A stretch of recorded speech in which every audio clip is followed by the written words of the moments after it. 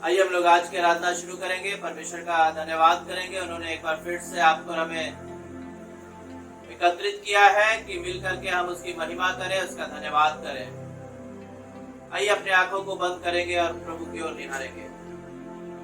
प्यारे प्रभु, हम आपका धन्यवाद करते हैं एक बार फिर से सुंदर सुबह के लिए प्रभु जी, कि आपने मौका दिया कि हम मिल करके आपकी आराधना कर सके, आपकी महिमा कर सके और आपकी उपस्थिति में कुछ क्षण व्यतीत कर सके। प्रभु जी, हमें से जितने लोग आज की सुबह इस जूम के माध्यम से एकत्रित हैं, प्रभु जी होने दीजिए कि हमें से हर एक के साथ आपकी उपस्थिति होने पाए। धन्यवाद करते प्रभु जी कि आपने प्रार्थना को सुन लिया है। प्रार्थना उद्धार करता प्रभु यीशु के नाम से मांगते हैं, आमीन। यकीनन आप पर हमें परमेश्वर का, प्रभु का धन्यवाद करना है और उसके संगति में सदा आगे बढ़ते रहना है। आइए हम लोग प्रार्थना के साथ हम लोग वचन में जाएंगे। प्रभु, हम आपका धन्यवाद करते हैं एक बार फिर से सुंदर सुबह के लिए। धन्यवाद करते हैं तमाम लोगों के लिए प्रभु जी। आज की सुबह हमें से जितने लोग इस जूम के माध्यम से जमा हैं, जितने भी हमारे चर्च के कलीसिया के लोग हैं प्रभु जी, हम सबके लिए धन्यवाद करते हैं प्रभु जी कि आपने कायल किया, तैयार किया कि आज की सुबह की संगति में आपकी महिमा में एक बार फिर से हम इस जूम के माध्यम से जमा हो सके। प्रभु, नाम बनाम हर एक को प्रभु जी आज की सुबह अपनी उपस्थिति से भरिएगा। हर एक जन से आज की सुबह अपने वचन से बातचीत करिएगा। आज की सुबह हमारे हृदय को, हमारे दिमाग को, हमारे सोच को, हमारे ज्ञान समझ को खोल दीजिएगा प्रभु जी, ताकि हम आपके वचन से लाभ प्राप्त करने वाले हो सके, उस आशीष को प्राप्त करने वाले हो सके जो आज की सुबह आप हमें देना चाहते हैं। प्रभु, हम धन्यवाद करते हैं प्रभु जी कि आपने प्रार्थना को सुन लिया है। प्रार्थना उद्धार करता प्रभु यीशु के नाम से मांगते हैं, आमीन। परमेश्वर का धन्यवाद करते हैं एक बार फिर से सुंदर सुबह के लिए। एक बार फिर से आज की सुबह प्रभु के वचन से हम लोग उस आशीष को प्राप्त करेंगे जो परमेश्वर आपको और हमें देना चाहता है। आज की सुबह हम लोग देखेंगे अय्यूब के पुस्तक से। बीते समय भी हम लोग उस अय्यूब के पुस्तक से देख रहे थे। वहां पर इस प्रकार से अय्यूब के विषय में लिखा है, हम लोग अच्छे तरीके से जानते हैं कि अय्यूब किन परिस्थिति से गुजर रहा था। पहले अध्याय से अय्यूब के जीवन में बड़ा ही कठिन समय आया था और उसके 3 दोस्त थे और तीनों दोस्त आकर के अय्यूब को संतावना देने आए थे। और एक दोस्त था, उसमें एक व्यक्ति का नाम था तमानी अल्कीस, जो कि अय्यूब के उस समस्या या विपत्ति के समय आकर के उसको संतावना दे रहा था और इस प्रकार से कह रहा था। अय्यूब की पुस्तक, यदि आपके पास बाइबल है, निकाल करके पढ़ेंगे हम लोग एक साथ। अय्यूब की पुस्तक उसका 4था अध्याय, उसका 5वां पद।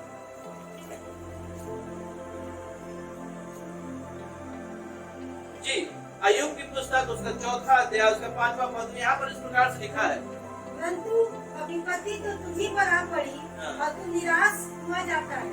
उसने तुझे छुआ और तू घबरा उठा। यहाँ पर तमानी अलीपस आकर के अय्यूब को संतावना देने के लिए आया था और यहाँ पर अय्यूब को कह रहा है, परंतु अब विपत्ति तो तुझी पर आ पड़ी और तू निराश हुआ जाता है।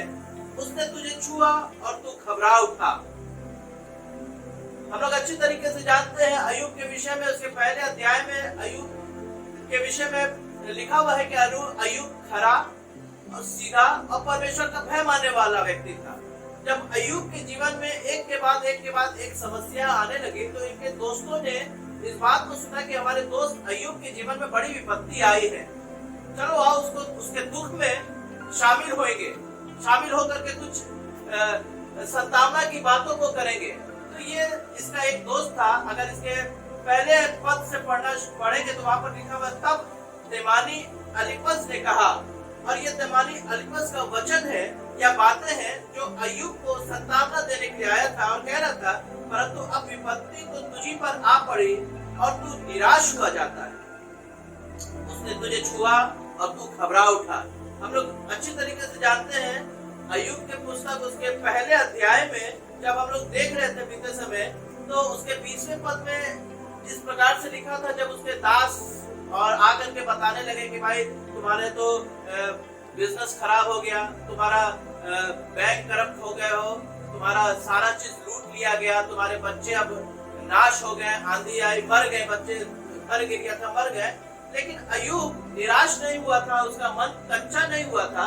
अय्यूब पहले अध्याय के 20वें पद में यहाँ पर लिखा हुआ है, तब अय्यूब उठा, अपना बागा फाड़ा और सिर मुड़ाकर भूमि पर गिरा और दंडवत करके कहा, मैं अपनी माँ के पेट से नंगा निकला और वही नंगा लौट जाऊंगा। यहोवा ने दिया और यहोवा ही ने लिया, यहोवा का नाम धन्य हो।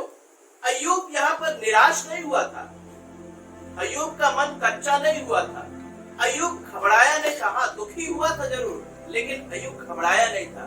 इसका दोस्त आकर के फिर से इसको बता रहा है कि भाई तू तो दिखाई दे रहा है कि तुम्हारे जीवन में बड़ी विपत्ति आई है, बड़ा समस्या आया है, बड़ा तकलीफ आया है और तुम इस तकलीफ से इतना घबरा उठे हो। लेकिन प्रभु का वचन इस बात को बताता है, अगर हम नीति वचन 24वें अध्याय के 10वें पद को पढ़ें तो वहां पर इस प्रकार से लिखा है, पढ़ दीजिए। नीति वचन 24 अध्याय उसका 10 पद। यदि तू विपत्ति के समय साहस छोड़ दे, यदि तू विपत्ति के समय साहस छोड़ दे, तेरी शक्ति बहुत कम है, तेरी शक्ति बहुत कम है। प्रभु के प्रियो, आज की सुबह मैं बता करके आपको उत्साहित करना मांगता हूँ, राजा सुलेमान ने इस नीति वचन में इस बात को कहा कि यदि तू विपत्ति के समय साहस छोड़ दे तो तेरी शक्ति बहुत कम है। हाँ मेरे प्रियो, जब आपके और हमारे जीवन में वो विपत्ति आती है, जब आपके और हमारे जीवन में वो समस्या आती है, जब आपके और हमारे जीवन में वो तकलीफ आती है, तो कई बार आप और हम साहस छोड़ देते हैं, आप और हम घबराने लगते हैं, आप और हम बेचैन होने लगते हैं, आप और हम चिंतित होने लगते हैं कि अब क्या होगा, अब कैसे अगले महीने का फीस हम जमा करेंगे, अब कैसे हमारा बिजनेस आगे बढ़ेगा, अब किस तरीके से हम अपने जीवन को व्यतीत कर पाएंगे, किस तरीके से हम आगे बढ़ पाएंगे। प्रभु के लोगों, लेकिन सुलेमान राजा का वचन नीति वचन में लिखा है कि यदि विपत्ति में तू साहस छोड़ दे तो तेरी शक्ति बहुत कम है। अय्यूब के दोस्त तो आए थे तो संतावना देने के लिए, लेकिन संतावना क्या दे रहे हैं कि विपत्ति तो, मुझे ऐसा लग रहा है कि विपत्ति तो तुझी पर आ पड़ी और तू निराश हुआ जाता है, उसने तुझे छुआ और तू घबरा उठा। लेकिन प्रभु का वचन इस प्रकार से जब हम देखते हैं तो हमें नहीं प्रतीत होता है कि अय्यूब निराश हुआ था या अय्यूब घबराया था। अय्यूब की पुस्तक ही में अगर हम निकाल करके पढ़े उसके 19वें अध्याय के 25वें पद में, तो अय्यूब डट करके इस बात को कहता है, मुझे तो निश्चय है मेरा छुड़ाने वाला जीवित। पढ़ दीजिए 19वें अध्याय के 25वें पद में। मुझे तो निश्चय है, मुझे तो निश्चय है मेरा छुड़ाने वाला जीवित है, मेरा छुड़ाने वाला जीवित है, और वो अंत में पृथ्वी पर खड़ा होगा, और वो अंत में पृथ्वी पर खड़ा होगा। आज के समय मुझे नहीं मालूम कि आप किस समस्या से गुजर रहे हैं, मुझे नहीं मालूम कि आपके जीवन में कौन सा पहाड़ टूट पड़ा है, लेकिन एक चीज मुझे मालूम है, जिस प्रकार से अय्यूब कह रहा था, मुझे तो निश्चय है मेरा छुड़ाने वाला जीवित है।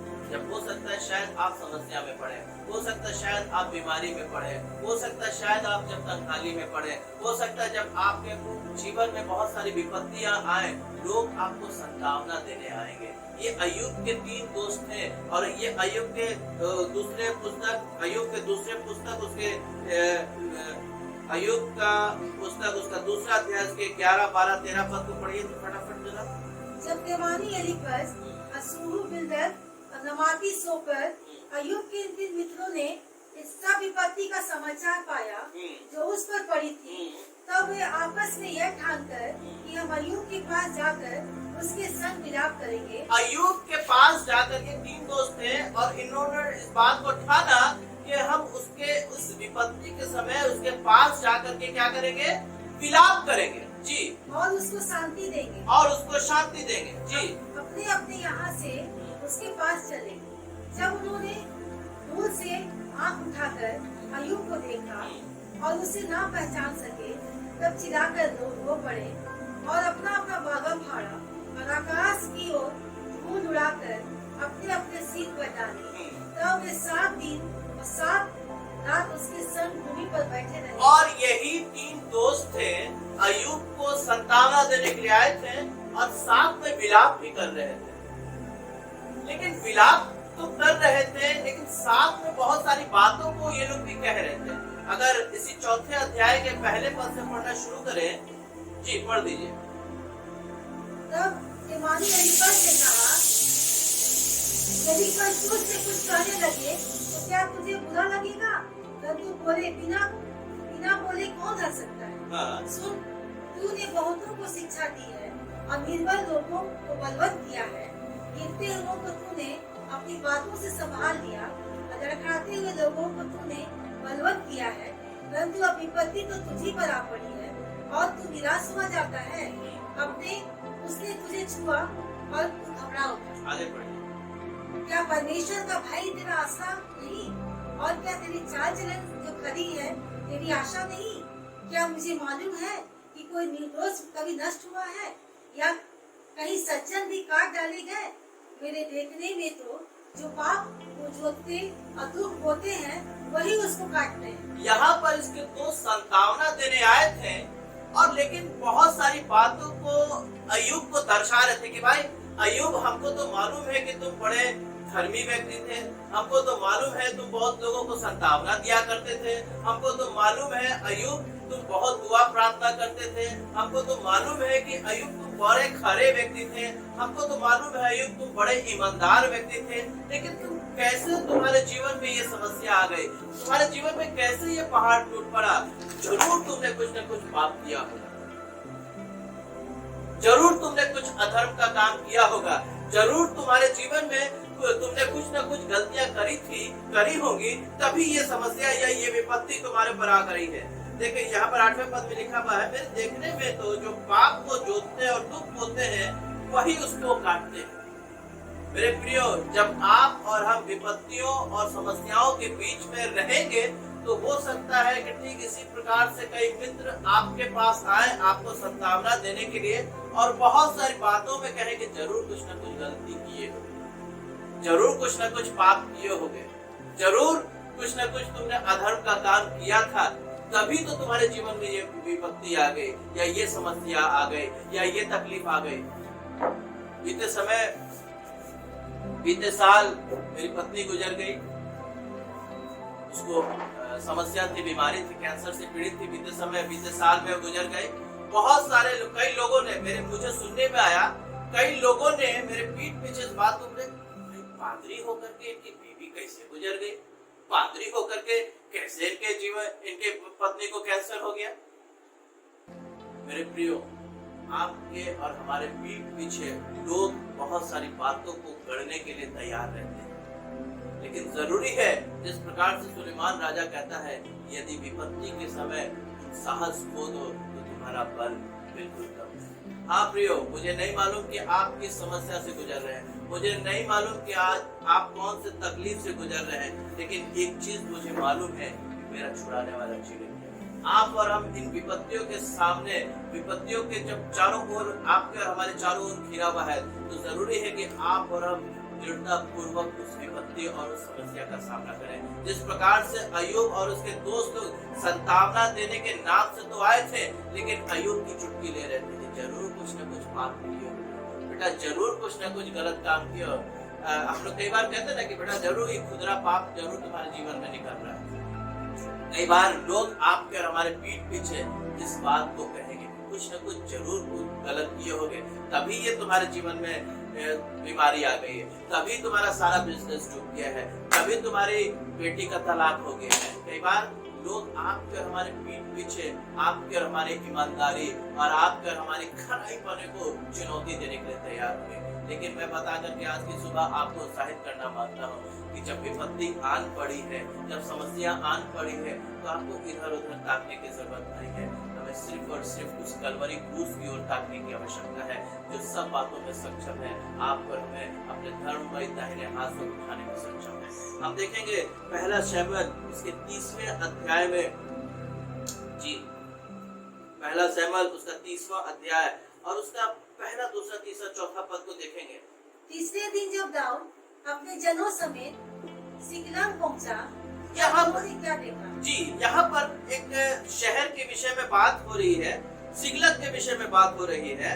और दाऊद जब सिकलग पहुंचता है अपने जनों समेत तो कुछ देखता है। जी, तब उन्होंने क्या देखा कि अमालेकियों ने दक्षिण देश और सिकलग पर चढ़ाई की और सिकलग को मार के फूंक दिया और उसमें की स्त्री आदि छोटे बड़े जितने थे सबको बंदी बनाकर ले गए। उन्होंने किसी को मार तो नहीं डाला, परंतु सबों को लेकर अपना माल लिया। इसलिए जब दाऊद अपने जनों समेत उस नगर में पहुंचा, तब नगर तो जला पड़ा था और स्त्रियां और बेटे बेटियां बंदी बनाकर ले जाए गए थे। तब दाऊद और वे लोग जो उसके साथ थे चिल्लाकर इतना रोए कि उनमें रोने की शक्ति न रही। बस करें। यहाँ पर दाऊद अपने जनों समेत फील्ड में था। जब फील्ड से लौटा, सिकलग पहुंचा, उस शहर में पहुंचा जहां दाऊद और उनके लोग रहते थे। तो दाऊद और उनकी सेना क्या देखती है, सिकलग में क्या हुआ है, कांड हुआ है कि अमालेकी आए दक्षिण की ओर से और अमालेकियों ने इस पूरे सिकलग को जला करके फूंक दिया है। जला करके फूंक दिया है और उनकी पत्नियों और बेटे बेटियों को ये लोग बंधुआई में ले गए।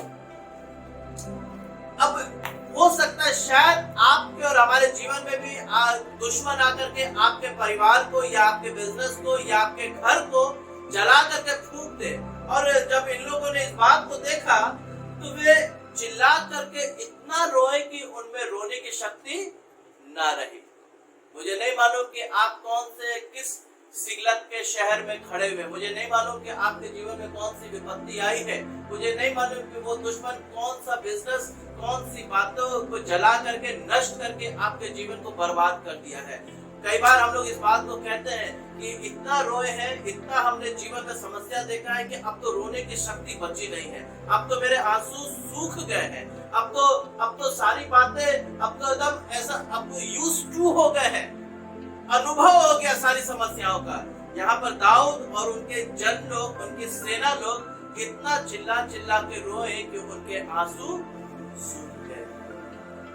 मुझे नहीं मालूम कि आपके और हमारे जीवन में कौन सी विपत्ति आ पड़ी है, मुझे नहीं मालूम कि आपके आंसू किस कारण से सूख गए हैं। हो सकता है दुश्मन, वो शैतान आपके उस सिकलग में पहुंच करके आपके परिवार को, आपके घर को नष्ट कर दिया हो, आपके बिजनेस को बर्बाद कर दिया हो, आपके नौकरी को विपत्ति में डाल दिया हो। दाऊद और उनके जन, उनके सारी सेना इतना रोए, इतना विलाप किए कि उनमें शक्ति ना रही। अगर हम छठे पद को देखें जी, और दाऊद बड़े संकट में पड़ा। और इससे बड़ी संकट और क्या हो सकती है कि पूरा उसके पत्नियां, दोनों पत्नी और बेटियों को बंधुआई में ले गए थे। लेकिन दाऊद के जीवन में एक और समस्या आ गया। जी पढ़िए। और अपनी बेटी बेटियों का बहुत शोकित होकर उस पर बदलाव करने की चर्चा कर रहे थे। और दाऊद बड़े संकट में पड़ा क्योंकि लोग अपने बेटे और बेटियों के कारण बहुत शोकित होकर के उस पर पथरवाह करने की चर्चा कर रहे थे। लोग इस बात का चर्चा नहीं कर रहे थे कि भाई किस प्रकार से अपने बेटे और बेटियों को, किस प्रकार से अपनी पत्नियों को उन अमालेकियों के बीच से, चंगुल से छुड़ा लिया जाए। लोग इस बात की चर्चा नहीं कर रहे थे कि चलो कुछ बात करके, कुछ फिरौती दे करके अपने बाल बच्चों को, अपने बंधुआई किए हुए चीजों को छुड़ा करके लेकर के आएंगे, बल्कि चर्चा तो इस बात की कर रहे थे कि कब मौका मिले दाऊद को मार दें। आज कई बार आपके और हमारे जीवन में भी ऐसा ही होता है। हम बहुत सारी बातों को चर्चा करने लगते हैं कि चलेंगे, अब तो यहाँ पर कुछ नहीं काम बन रहा है, अब फलाने जगह चलेंगे, अब ढिमाके जगह चलेंगे, अब देखते हैं कुछ ऐसा कर सकते हैं। मेरे प्रियो, आज की सुबह में बताकर आपको उत्साहित करना मांगता हूँ, यदि विपत्ति के समय आप और हम साहस छोड़ दें तो आपकी और हमारी समस्या साहस कम हो जाती है, बिल्कुल खत्म हो जाती है।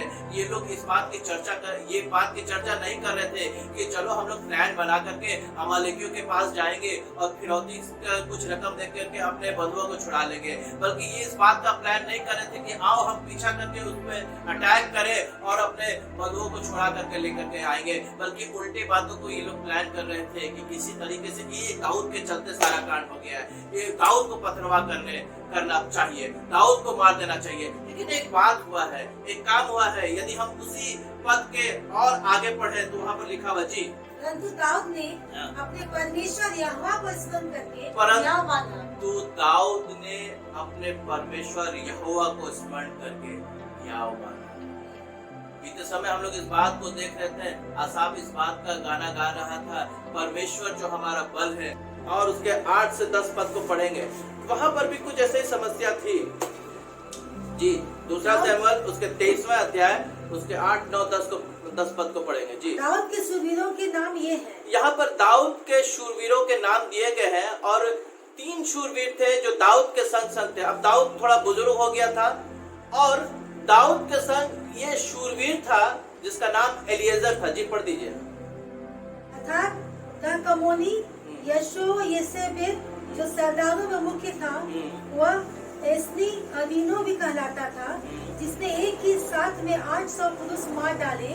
कहाँ पर? 23 अध्याय 8 पद पढ़िए। हाँ जी पढ़िए। उसके बाद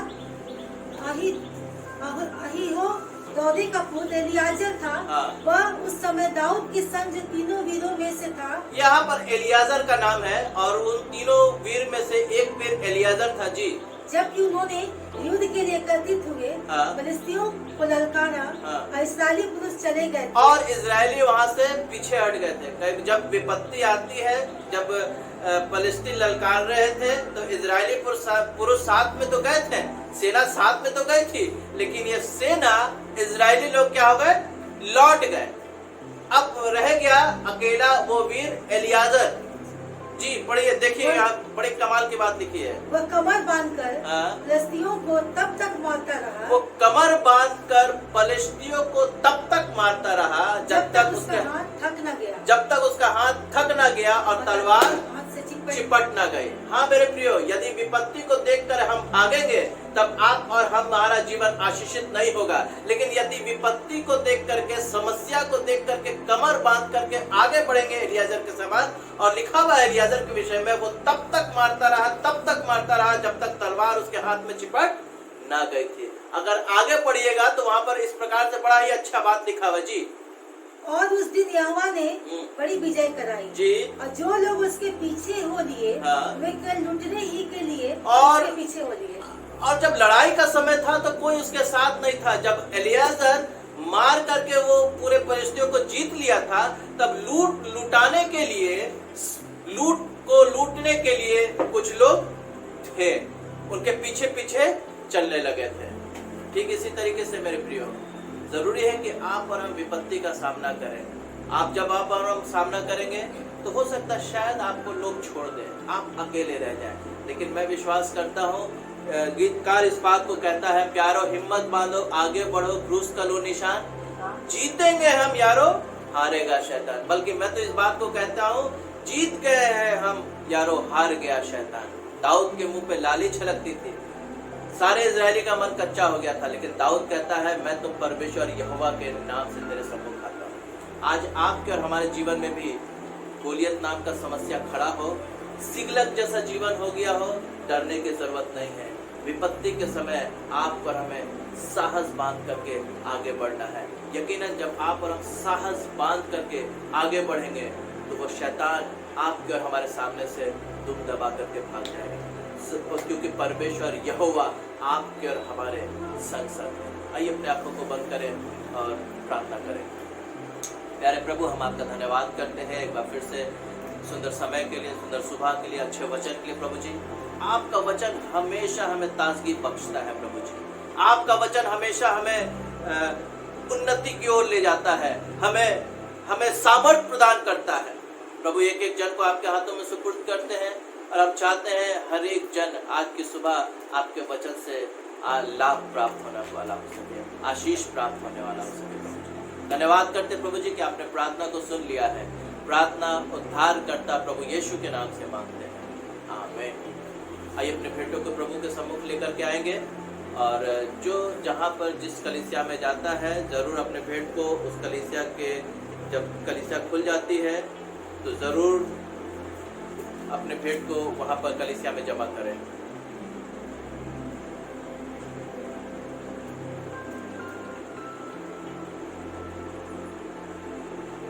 आइए प्रार्थना करें। प्रभु, हम आपका धन्यवाद करते हैं एक बार फिर से सुंदर समय के लिए।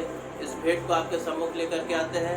प्रभु जी, होने दीजिए कि ये भेंट जब हम अपने अपने घरों पे हैं, रख रहे हैं प्रभु जी, और ये भेंट सिर्फ और सिर्फ आपके महिमा में खर्च होने पाए। देने वाले को बड़ी आशीष करिएगा और धन्यवाद के साथ प्रार्थना उद्धार करता प्रभु यीशु के नाम से मांगते हैं, आमीन।